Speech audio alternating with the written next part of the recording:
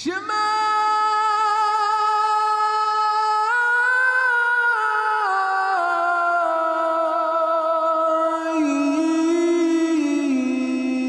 Israel.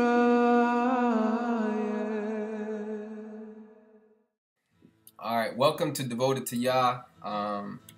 We are a home-based fellowship, home-based assembly. The goal is to raise up leaders in each home. We are messianic, Torah observant believers.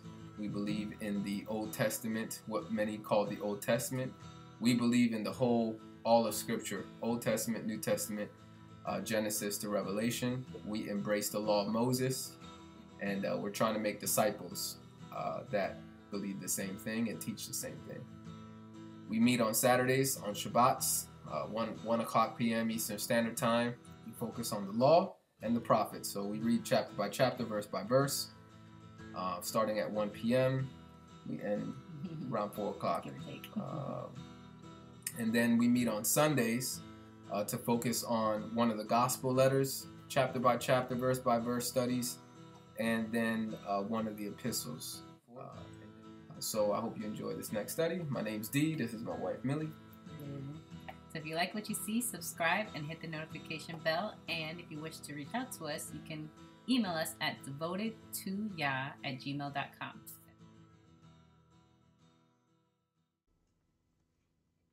All right. Exodus chapter 8, verses 20 to the end. Verse 20. And Yahuwah said to Moses, "Rise early in the morning and stand before Pharaoh as he comes out to the water. Then say to him, Thus says Yahuwah, let my people go, that they may serve me. Or else, if you will not let my people go, behold, I will send swarms of flies on you and your servants, your people, and into your houses." So real quick note about this. Yeah, real quick note. My wife brought out that, hold on, Dira.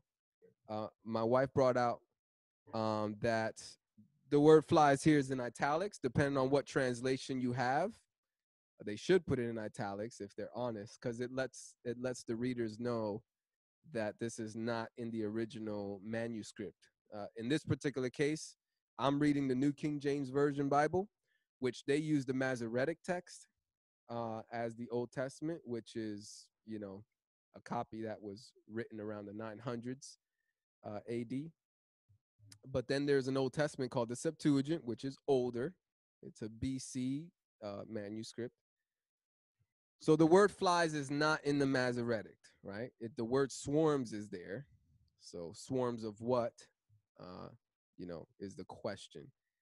We looked into the Septuagint, and we found that in the Septuagint, it's in the English Old Testament Septuagint, which is the Greek Old Testament, it says dog fly.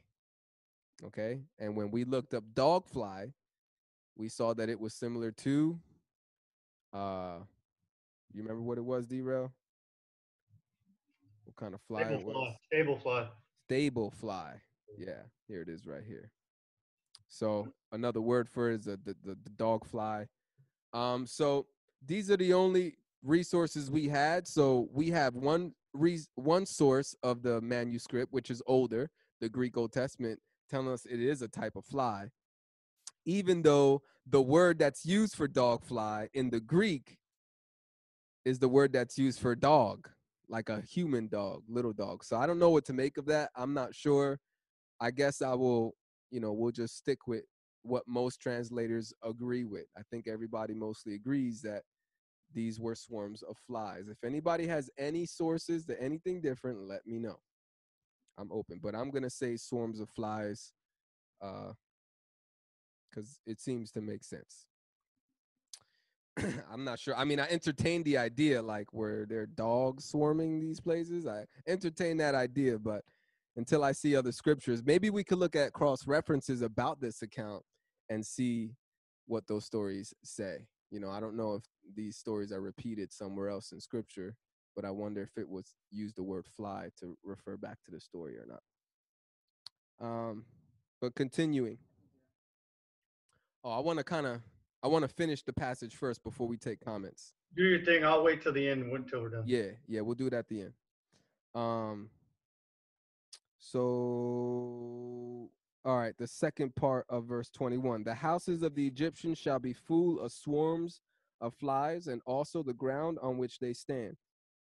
And in that day I will set apart the land of Goshen, in which my people dwell, that no swarms of flies shall be there, in order that you may know that I am Yahuwah in the midst of the land. That's a very interesting verse, verse 22. I will make a difference between my people and your people. Tomorrow this sign shall be. And Yahuwah did so. Thick swarms of flies came into the house of Pharaoh, into his servants' houses, and into all the land of Egypt. The land was corrupted because of the swarms of flies. Then Pharaoh called for Moses and Aaron and said, Go sacrifice to your God in the land. And Moses said, It is not right to do so, for we would be sacrificing the abomination of the Egyptians to Yahuwah our God. If we sacrifice the abomination of the Egyptians before their eyes, then will they not stone us? That's a very interesting passage right there. We should dive into. We will go 3 days' journey into the wilderness and sacrifice to Yahuwah our God, as he will command us. So Pharaoh said, I will let you go that you may sacrifice to Yahuwah your God in the wilderness. Only you shall not go very far away. Intercede for me. Pray for me. Verse 29. Then Moses said, Indeed, I am going out from you, and I will entreat Yahuwah that the swarms of flies may depart tomorrow from Pharaoh, from his servants and from his people. But let Pharaoh not deal deceitfully anymore in not letting the people go to sacrifice to Yahuwah. So Moses went out from Pharaoh and entreated Yahuwah. And Yahuwah did according to the word of Moses. He removed the swarms of flies from Pharaoh and his servants and from his people. Not one remained. But Pharaoh hardened his heart at this time also, neither would he let the people go. We see there Pharaoh hardened his own heart. Yep, hardened his own heart. The pressure on Pharaoh intensifies with this plague. For the first time, God vowed to set apart the land of Goshen for the protection of his people. Swarms of flies would be everywhere except near the Hebrews. By this means, God would make himself known among all in Egypt. In some ways, this exclusion is the most remarkable aspect of the plagues, especially in the last one. See chapter 11, verses 7 and chapter 12.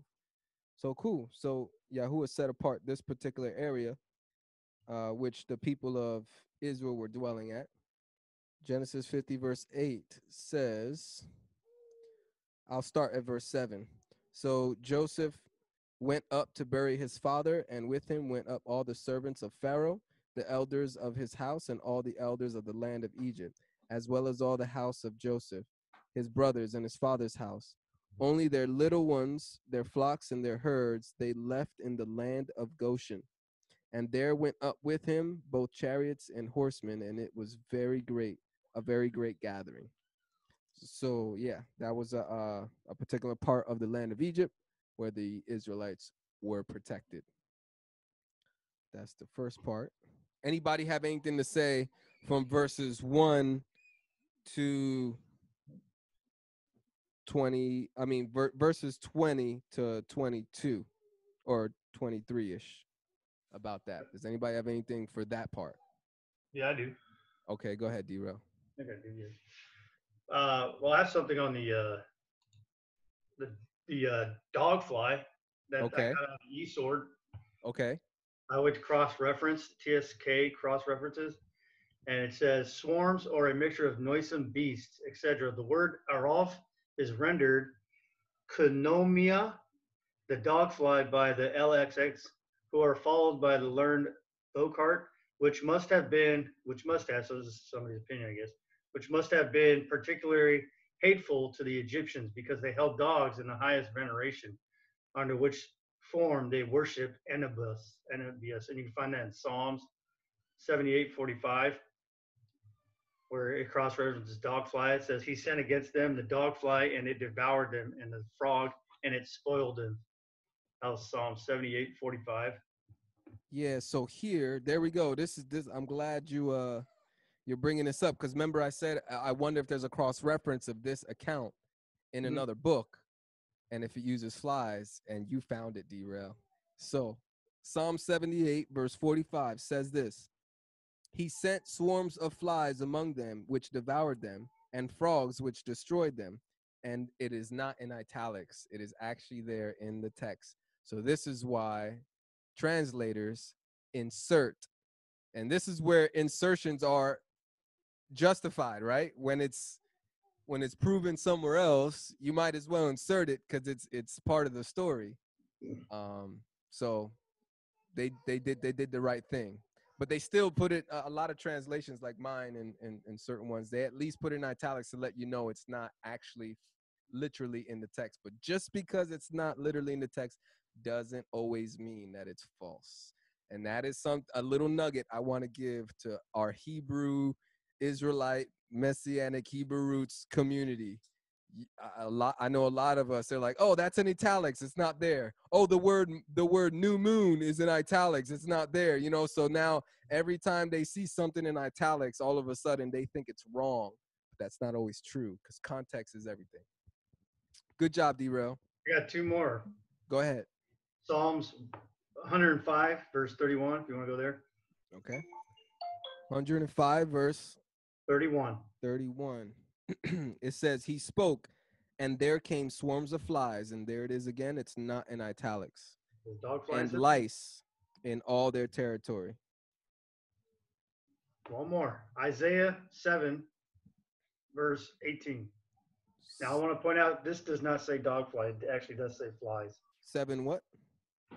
18, verse 18. And it shall come to pass in that day that Yahuwah will whistle for the fly that is in the farthest part of the rivers of Egypt, and for the bee that is in the land of Assyria. Yep. So we know the dog fly came from Egypt. All right. Very good. Very good. Excellent.